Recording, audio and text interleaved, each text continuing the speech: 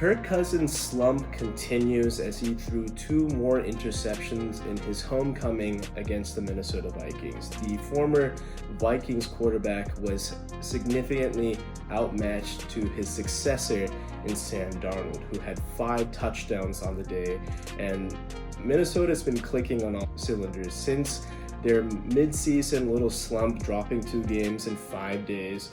They have responded really, really well. I think with Jordan Anderson now getting into the mix, with Justin Jefferson being a superstar, this is one of the best wide receiving duos in the NFL. And when those two are cooking with Sam Darnold, Minnesota is really tough to beat. It's unfortunate that they will likely have to go on the road for much of their postseason run unless significant events happen to change or alter the NFC postseason picture.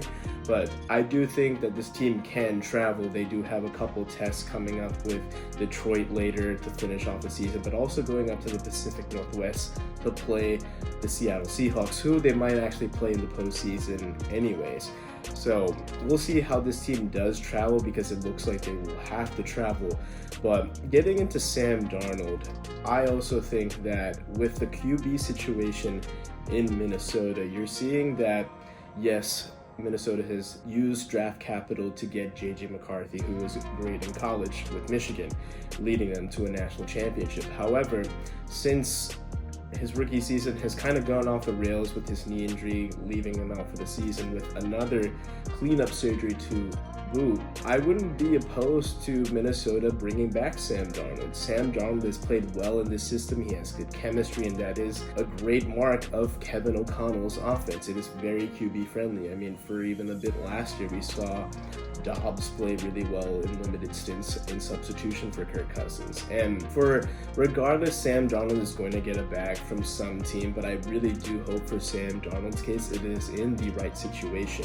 And for a team like Minnesota, who he's had success with, maybe he can give him a little bit of a hometown discount. I don't really like investing money, especially millions of dollars, to unknown commodities. I've been consistent on that with this channel. With guys like Daniel Jones, an unknown commodity, a one-hit wonder, the Giants screwed themselves when they could have paid Saquon Barkley, a known commodity.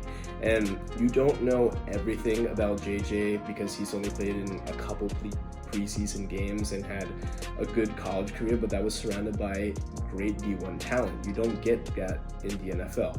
And Sam, yes, has struggled for most of his career, but again, that was all bad situations, poor management with the Jets, poor management with the Carolina Panthers, and now with a competent organization, especially a competent head coach and offensive scheme with talented weapons, he's flourished. He's done excellent. I don't think that Sam should get the super max amount of dollars that we're seeing with Dak Prescott, or maybe what Brock Purdy could command in the next couple of off seasons, but Sam could easily sign for a Kirk Cousins-like deal. And if the Vikings play their cards right, they could make it friendly to both, where they do give Sam Darnold money he hasn't seen since entering the NFL, and also still finding a way out, because I think the best case for Minnesota is to bring back Sam on a 3-year deal.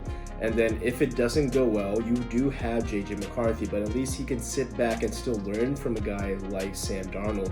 And he could be the QB of the future for the Minnesota Vikings. But for right now, the Vikings have exceeded expectations in the quote-unquote rebuilding, retooling year.